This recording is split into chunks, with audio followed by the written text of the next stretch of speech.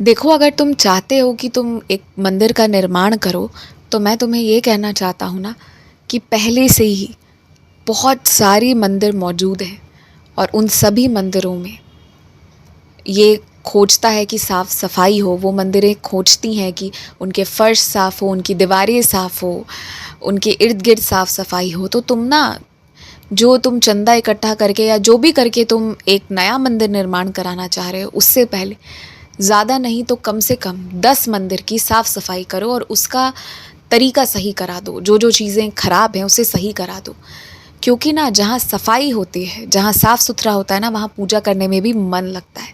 और जहाँ गंदगी होती है, वहाँ पूजा पाठ करने में भी अच्छा नहीं लगता है। तुम इस बात को जानते हो। और तुम ऐसे 10 मंदिरों में पहले कुछ अच्छा कर जाओ और उसके बाद तुम मेरे पास वापस आना, तब मैं तुमको ये आशीर्वाद दूंगा। क्योंकि और मंदिर बनाना तो बहुत, तुम चाहोगे तो कर लोगे। तुम्हारे लिए, मेरे आशीर्वाद से तुम्हारे लिए ये सब बहुत आसान हो जाएगा, लेकिन जो है उनकी सही रूप से व्यवस्था की जाए, ये ज़्यादा ज़रूरी है। और तुम जिस भी मंदिर जाते हो या जा रहे हो, अगर वहाँ के लोग परेशान कर रहे हैं ना, तो मैंने तुमको इसीलिए पहले कहा था कि लोगों से कम बातचीत रखो। मंदिर में जितनी कम पहचान होगी, उतना ही ज़्यादा समय तुम्हें मिलेगा मुझसे बात करने की, मेरे करीब रहने की। जितने कम लोगों को पहचानोगे, उतना ही ज़्यादा मेरे पहचान में आ पाओगे और तुम मेरे करीब आ पाओगे। इसी के लिए मैंने तुमसे मना किया था। ये सब तुम्हारी ही कृत्य है कि तुम्हें कोई कुछ बोलता है या कुछ हो रहा है तो तुम्हें बुरा लग रहा है, लेकिन अब तुम खुद अपने आप से तोड़ दो। बेकार के संबंध तोड़ दो।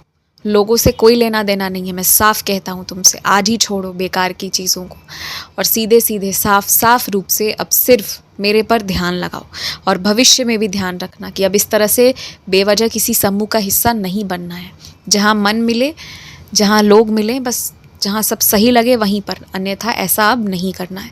और बाकी जिसको जो करना है वो करने दो, तुम ध्यान ही मत दो। तुम अपने आप पर, अपने काम पर ध्यान दो। बहुत लंबे समय तक काम करोगे और कुछ नहीं खाओगे तो कमज़ोरी भी होगी और तबीयत भी बिगड़ेगी। और अब तुम इस उम्र में आ चुके हो कि तुम इन चीज़ों को खुद समझो। अब कोई और तुम्हारे लिए ये सब नहीं करेगा। तुम्हें अपने शरीर को बहुत ज़्यादा प्राथमिकता देने की आवश्यकता है। और ये ना तुम्हारे लिए एकदम ऐसा समय है ना कि अगर अब सुधर जाओगे तो अपने आप को खूब अच्छा बना लोगे, और अगर अब नहीं सुधरोगे तो बिखर जाओगे। इसीलिए ये समय ऐसा है जिस समय तुम अब जो करोगे वही तुम्हारे जीवन का फैसला होगा। तो अपने जीवन के लिए ना एक सही फैसला लो।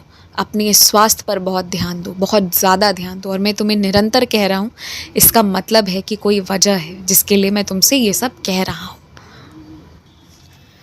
तुम्हें अगले महीने एक नहीं, हो सकता है 2 या 3 भी जगह से तुम्हें बुलाया जाए जन्मदिन पर। सभी लोग तुम्हें अपने अपने जन्मदिन पर बुलाएंगे और ज़रूर जाना।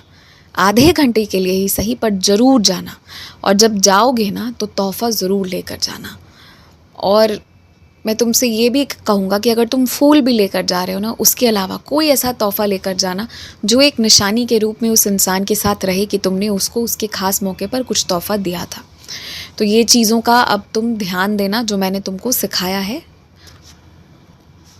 और आज से कल में अपनी सारी चाबियों को सही कर लो और अपनी पूरे कमरे को, अपने अलमारी को, अपनी मेज को, सभी चीज़ों को व्यवस्थित कर लो। जो चीज़ों की इस हफ्ते ज़रूरत लगेगी सब निकाल कर तरीके से रख लो। और पता है, जब हफ्ते का अंत हो रहा होता है तो पूरे उल्लास से अगले हफ्ते की तैयारी कर लो कि तुम्हें बहुत अच्छे से जाना है, अच्छे से तैयार होना है, अपने बालों को संवारना है, अपने चेहरे को संवारना है, अच्छी घड़ी पहननी है, अच्छे से जूते पहनने हैं, बहुत अच्छा बनकर जाना है। ये नियम अब बांध लो।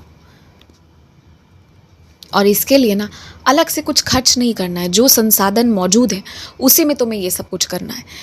जीवन के हर क्षण को, हर दिन को और हर प्रक्रिया को ना उल्लास से जियो।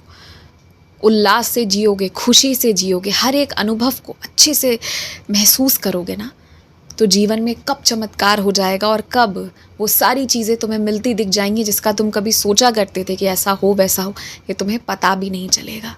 और परमात्मा के घर ना अब देर नहीं है। अब वो तुमको आशीर्वाद देना चाहते हैं। अब ये तुम पर है कि तुम कितनी जल्दी उनकी सारी बताई हुई बातों को मान रहे हो। और तुम्हें जो भी संकेत मिल रहे हैं ना, सारे शुभ संकेत को अपने ध्यान में रख कर चलो। तुम्हें बहुत पुण्य, बहुत आशीर्वाद मिला हुआ है। अब जो लोग तुम्हें परेशान कर रहे हैं वो क्या और क्यों कर रहे हैं, इस पर चिंतन मत करो। वो अपने कर्म अब वहाँ पर जोड़ रहे हैं, क्योंकि तुम्हारे कष्ट का समय खत्म हो चुका है। खूब खुश रहो। तुम अगर अभी चाहोगे, थोड़ा मेहनत कर लिए, तो तुम जहाँ पहुँचना चाहते हो इसी साल अंत में पहुँच जाओगे। आयुष्मान भवा।